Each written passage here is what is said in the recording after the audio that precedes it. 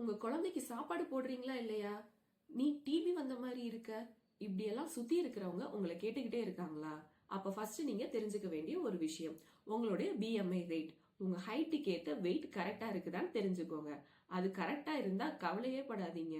Suppose அது குறைவா இருந்ததுன்னா நான் சொல்ற பண்ணக்கூடிய 2 விஷயம், பண்ணக்கூடாத 2 விஷயம். ஃபர்ஸ்ட் அதை தெரிஞ்சுக்கிட்டு ஹெல்தியான முறையில் உங்க வெயிட்டை ஈஸியா கெயின் பண்ணிடலாம். ஃபர்ஸ்ட் 2 டூவை அவாய்ட் பண்ணிடுங்க. எனக்கு வெயிட் அதிகமாக ஏறணும் அப்படின்னு நினச்சிட்டு கண்ட சாப்பாடு, வெளி உணவுகள், ஃபாஸ்ட் ஃபுட் இந்த மாதிரியான உணவுகள்லாம் நீங்கள் எடுத்துக்கிட்டு இருந்தா கண்டிப்பாக அதை ஸ்டாப் பண்ணிடுங்க.